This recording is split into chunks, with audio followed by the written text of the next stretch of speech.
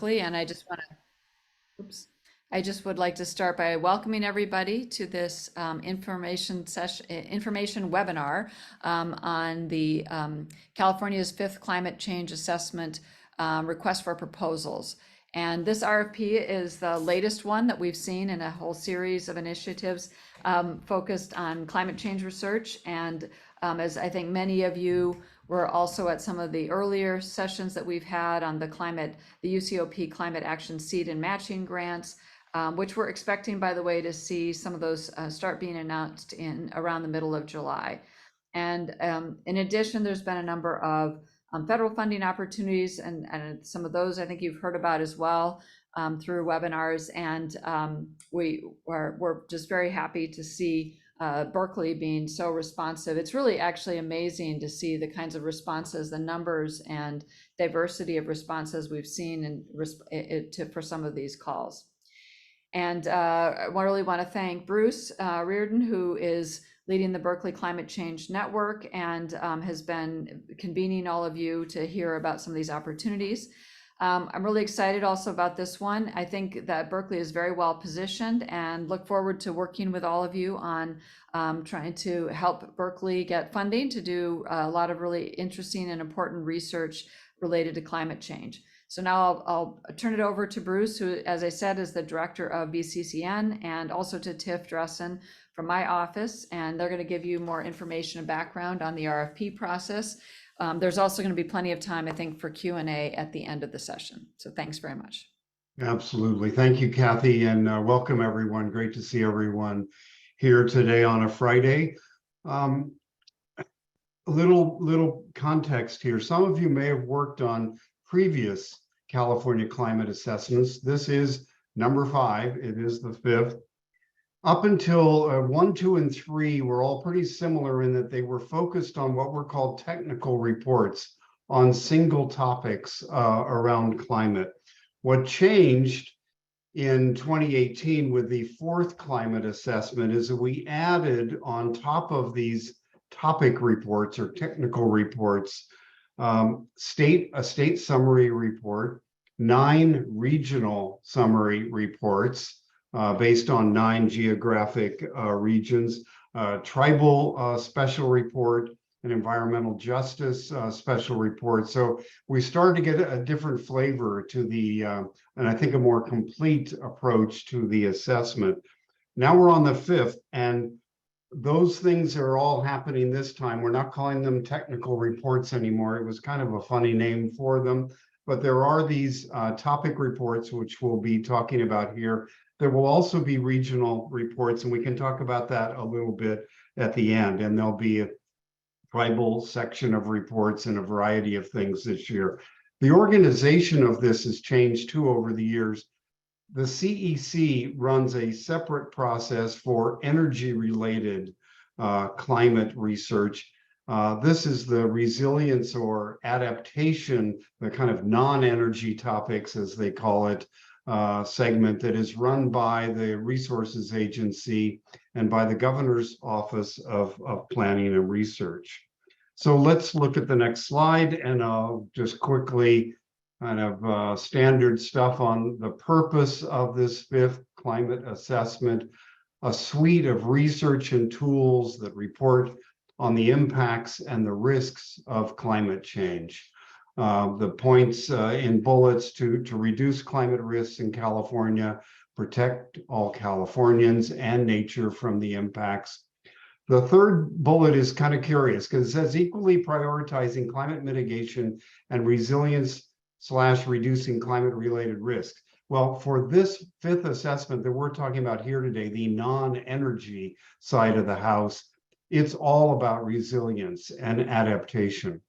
And they want the information to be available and used by state agencies to inform policy and action. So, and you can see across the bottom, this is OPR, the Resources Agency, and CIEE from our campus here at Berkeley, who is a partner this year in administering the assessment program. So congratulations to CIEE for doing that work. And the next slide, my last one, Tiff and I are going to tag team here. Here's some important things to think about in terms of going after this money. It is going to be a very competitive program. It's open to all public and private entities in various combinations. So not just the University of California, or not just the CSUs, but to all public and private entities can go in on this. The most important thing is probably the second bullet. They really want us in proposing to fill gaps that we have right now in our knowledge about California, about climate change in California, whether that's sea level rise and drought, heat, extreme storms, wildfire, all of those big topic areas. They've made a list, and Tiff will talk about this in a minute, of 26 different topic areas within those big zones. And they really want you to help them fill gaps in research that we have and knowledge that we have in California. There is a lot already. There have been a lot of studies under the fourth assessment and the third, and lots of other things that have been done outside the assessment process. You can see that there's a fair amount of money, but it's not unlimited, 5.5 million approximately, and they're thinking 20 to 30 awards here. There are no minimum or maximums, which is an interesting way to do this, but you can kind of do the math. If they do 20 to 30 awards, how much could each award roughly be? So you can use that as a guideline. We asked in the state webinar last week, are you going to really have a max or not? And they said no. You can propose 1 million, or you can propose 2 million. You just have to understand that they've got a limited amount of money and they want to spread it around quite a bit in the state. Due date, not too far away, the 17th of July, they're due to CIEE here from around the state. And so that means here at Berkeley, we can talk about this at the end and with the Q&A, they've got to be dispo by July 11th. So not a lot of time here. Indirect cost rate cap of 25% for UC campuses and CSUs. Not for national labs, for Berkeley Lab here. Individuals may only serve as a PI on one proposal.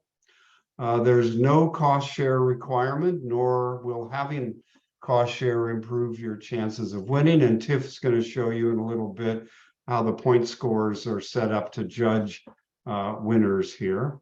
The program will not necessarily fund every topic. So again, back to these 26 topics, and they might grant an award for more. They might do something, multiple proposals on a given topic. And proposed projects have to be completed. The money has to be all spent and all by September 2025. So let's turn back to Tiff Dressen at the VCR's office, and Tiff's going to talk first about the topic areas. Yeah, thanks, Bruce. So in the chat, I put a link to the actual document that will show you what the 26 research topics are. I encourage you to look at that, follow along with that. For the sake of this presentation, we'll keep this brief, but they've chosen topics where they know there are areas where there's a gap in the state's research portfolio or the existing literature or knowledge base.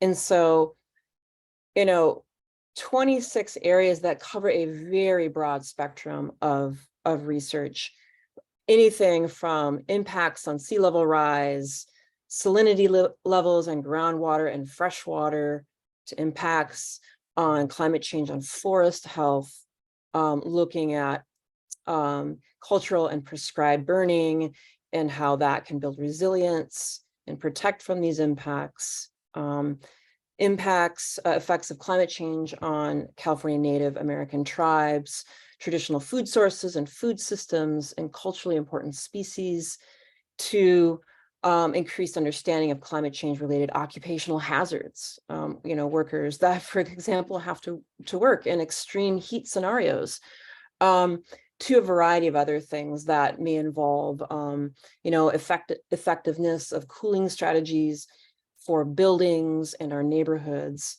impacts on agricultural productivity, the roles of wetlands in how we use them for carbon storage and water supply. So take a look at that. Unfortunately, like if someone were to come to us and ask us, you know, can you help us identify for any given topic where the gaps are in that knowledge? Bruce and I discussed briefly about how there wasn't enough time to do a kind of landscape analysis of that. So if you have those kinds of questions, though, I encourage you to approach both Bruce and myself. Maybe there's some way in which we can help.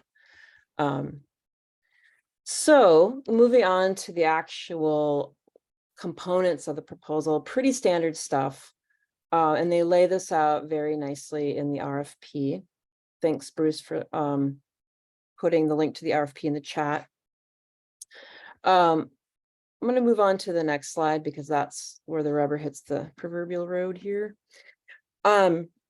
So the actual review process. So unlike with the UC climate action proposals, they've given us some indication of how these are going to be reviewed and where the emphasis is going to be. So as you can see from looking at this methodology, so alignment with the research priorities, goals and objectives, super high value, point scoring part of the proposal, methodology and work plan. Like there's your, you know, there's your proposal right there. So, you know, all that to say, these are areas, of course, you want to pay particular attention to. So in the state webinar, they did mention that reviewers for the proposals will be recruited from state agencies. At least that's where they're going to start. And they might see where that takes them. And they also said that awards would go to the highest scoring proposals. And, you know, that may be within the context of, let's say there's a range of topics they want to cover. Really hard to know exactly how that will fall out, how that will, you know, all pan out at the end. But again, like they've given us very concrete plan for how the proposals will be reviewed, which I think will be a help in the preparation. And then I'm going to turn it over to Bruce for the workshops. Thanks, Tiff. So this is after the process we're talking about here and focusing on today, but we just wanted to throw this piece of news out. There are going to be a set of workshops about the regional reports. Remember, this is what we're talking about today are the kind of single topic reports on various parts of adaptation and all wildfire and flooding and drought and all of that. But there are going to be, again, 9 regional reports, and OPR and the Resources Agency are smartly going to run some workshops from July through September in each of those regions to gather input that will help inform the authors of these regional reports. You know, last time we did them in 2018, it was a very quick time frame, and there was no money. So pro bono, a series of academics here at Berkeley. David Ackerley led the Bay Area report. UCLA led the Southern California report. You know, UC San Diego, the one for the San Diego area, and on and on. This time, and there wasn't really a lot of time in 2018 to have a kind of an engagement process with those who are doing the work on all of these issues in a given region. So this time there is going to be that kind of time involved, and so they're starting this process. I think I'll put the link in the chat, but the Bay Area Regional Workshop kind of input session is going to be July 25th. We don't have a time for it, and it's to again get the folks who are going to be doing the regional reports together with stakeholders in each region and do more engagement there. Okay, so that's a separate thing from today. We just wanted to mention it. Tiff, want to go to the last? So we're ready for questions, and you can put them in the chat, or you can unmute yourself and fire away. But this last slide, Tiff and Dave Trinkle and I will do our best over the next couple of weeks to help you. We want Berkeley to get a good chunk of this money. We think we have great people here to do some great things here for the California assessment. So we can help you with questions about the RFP, you know, that you don't get to ask today.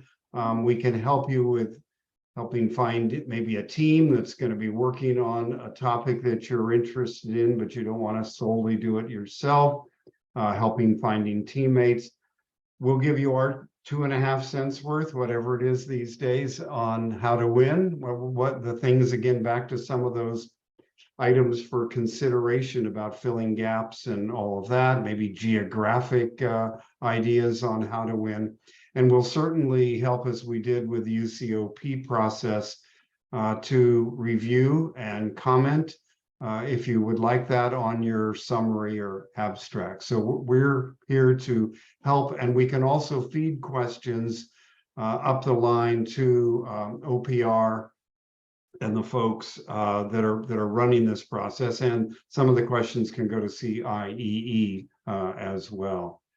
So that is that's our presentation, and we have plenty of time. Happy to see you here for questions. You can put them in the chat box, or you can unmute yourself here and ask us a question. We'll do the best we can. If we can't answer it, obviously we'll get answers for you later, and we'll put some sort of FAQ together ourselves and post it.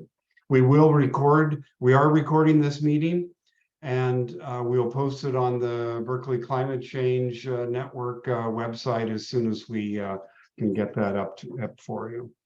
So Daniel Rodriguez has got his hand up. Go ahead, Dan. Hi, Bruce. Thanks for this summary. Thanks, Tiff. One logistical question. If we are planning to have a sub that has an indirect rate that is higher than that cap that was provided for UCs and CSUs, what rate should they use in their contract? So Yeah, Dan, before we go first, so is your sub going to be a national lab? No, private university. Private. Then I would say we can double check this, but then I would say 25%. Yeah, we'll have to check that. But we'll, yeah. Yeah. Okay.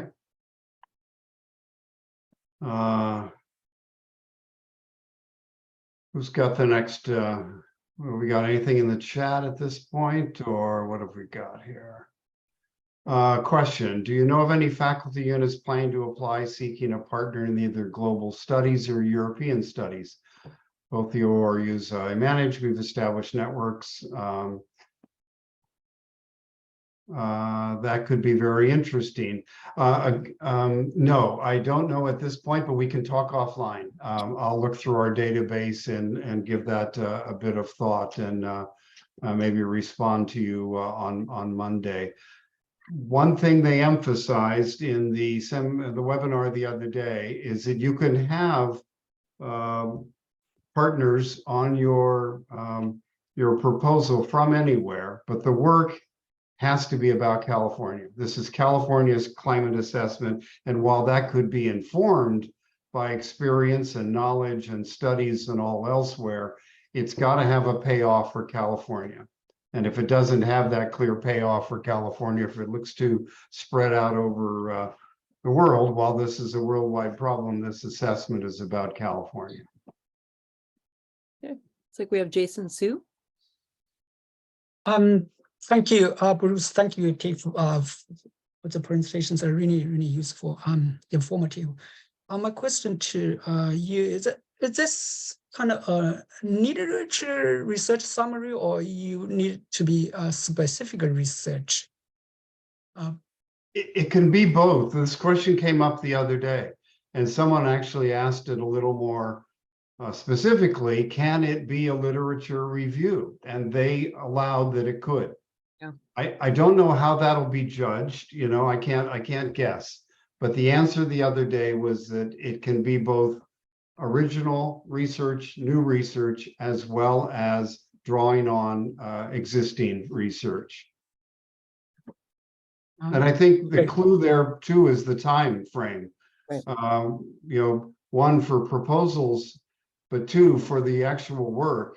Dave, correct me if I'm wrong, it's 2025, what, middle of 2025 that the work actually has to be all done. By September 30th, so third Yeah. quarter, So there's a it's- clue it's- there. Yeah. It's a 1-year project, it's in, right? 2 year. There's- Okay, thank you. Raise your hand electronically, or we can even see your hands. You can raise the physical hand or go to the chat function.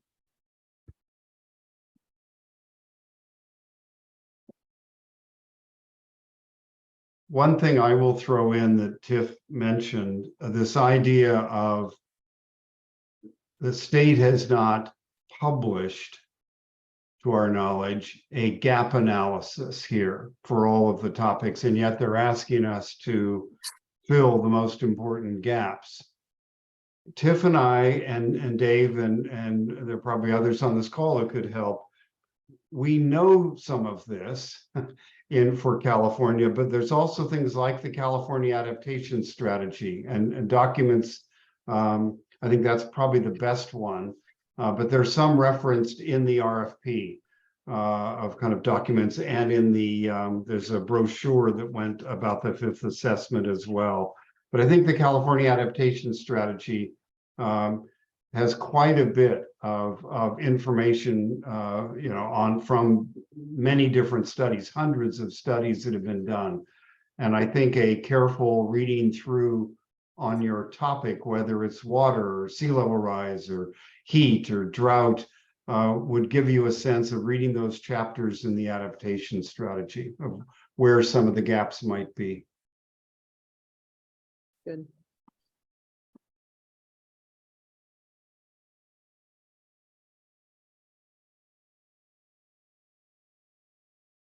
Let's see.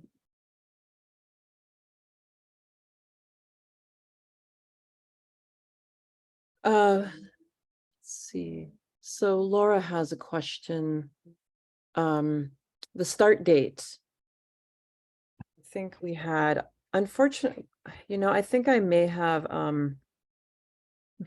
skipped over a slide accidentally, not on purpose. So to answer your question, Laura, so anticipated start date, September 15th through October 30th, 2023.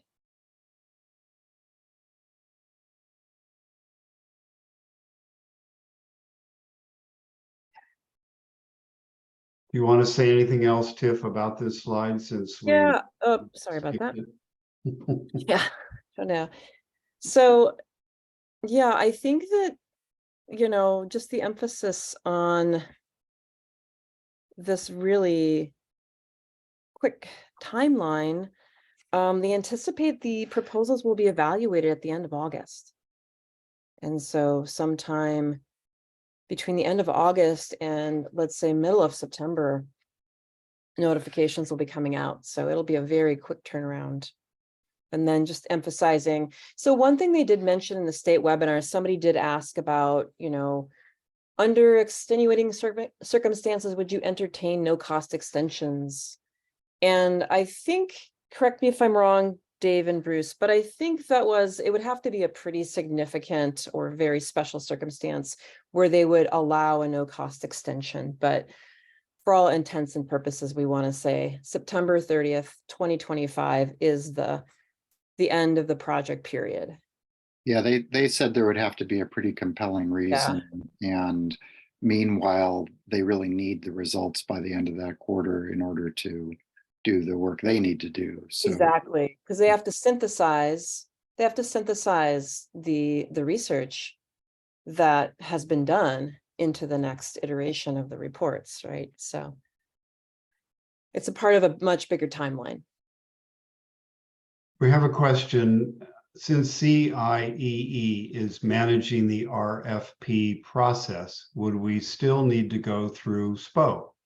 I know that for some Berkeley internally managed grants, there's no need to involve SPO. Would this be one of those grants? I think the answer here is Yes, we'll have to go through SPO here. Yes? yes, yes. And CIEE is managing this for the entire state. And so all proposals are going to go to CIEE. It's not just ours. Yeah.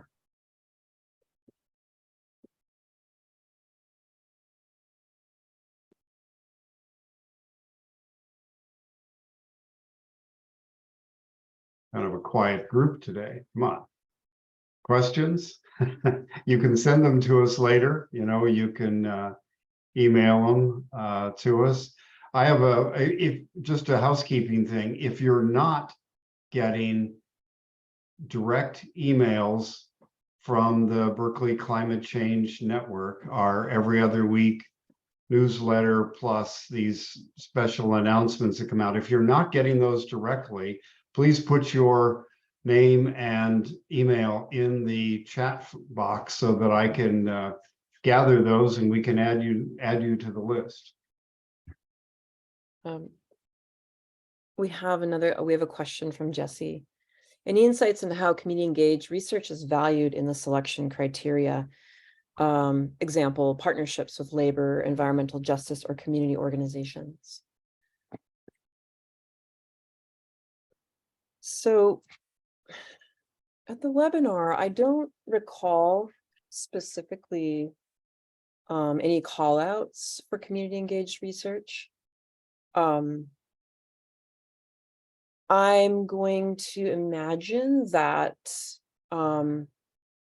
there's nothing particularly, like, for example, in the climate action matching grants, where there was a requirement to have either a community engaged partner or an end user.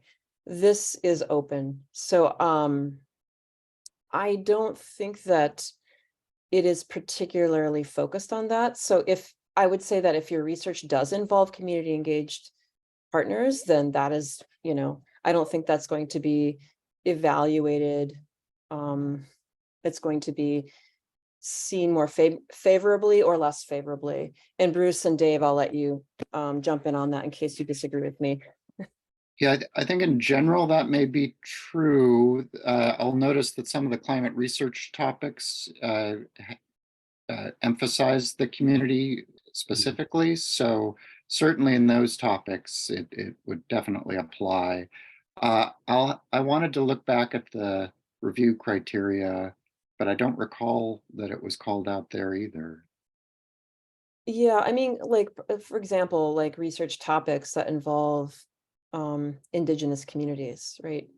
One would anticipate that you would have a partner in those communities. So that would be an important part of your research project.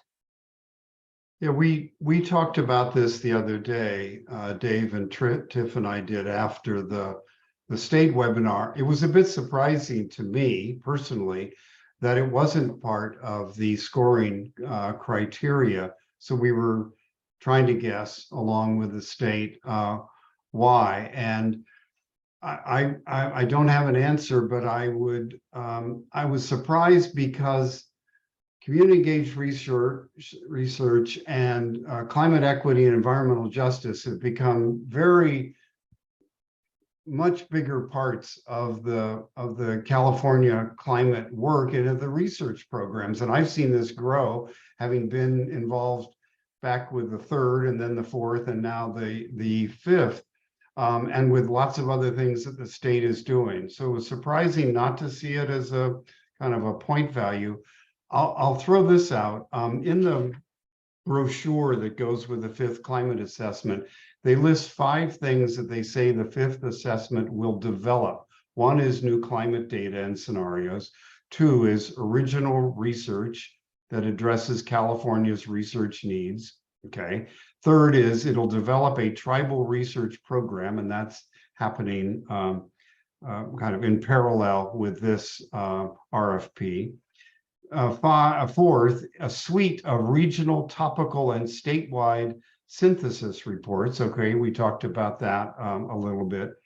And five, a dedicated, sustained, and equity-centered engagement process, tools, and resources to ensure this information drives climate action on the ground. So they're talking about the fifth assessment in toto doing that, not just this piece of it, which is this big RFP for these single topics.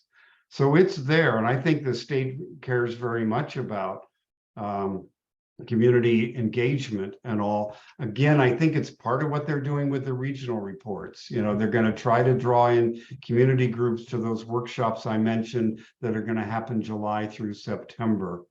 It just isn't called out here as a point getting mechanism for your proposal. Yeah, As Dave said, just to underline what Dave said, that some of the topics, when you read through the topic descriptions, definitely call for community engagement.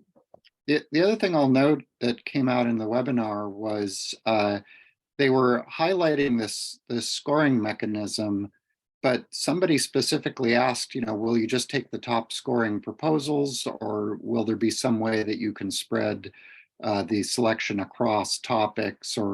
And they said, yeah, they'll have a way to do that, and which tells me that the score isn't everything. And if they have other goals, either geographic or community engagement or other things like that, they seem to reserve the right to make other mechanisms of selection, but they didn't mention community engagement specifically in that context. Yeah, I would, having been on both sides of many RFPs over many years, I would say this one is on the quote kind of creative side. They are allowing a lot of different approaches here. They didn't just say, here are 8 topics. We've whittled it down to these things that we want your proposals on. They're 26, and you'll see they cover much of California. And at the same time, I think, as Dave said, they're leaving the scoring process somewhat open or creative. There are points assigned, but there's a flexibility here, which I think can be appealing and also be a little hard sometimes when you're writing proposals.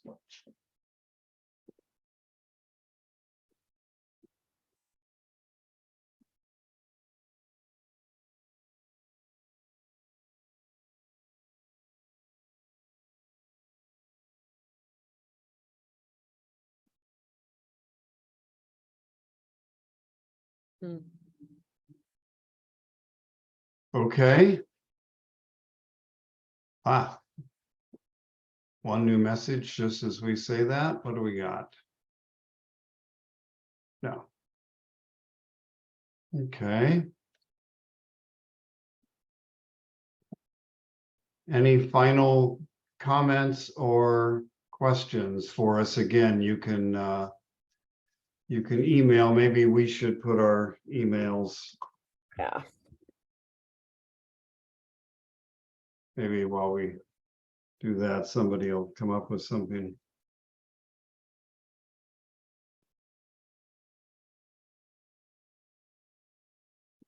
So that's me. You can email any and all of us. And like I said, we love to help out, review summaries, abstracts, help you with putting a team together or ideas about teaming. You know, for example, I have a database with the BCCN that has about 300 people and 50 institutes and centers in it right now on a wide variety of climate topics at Berkeley, and Berkeley Lab as well.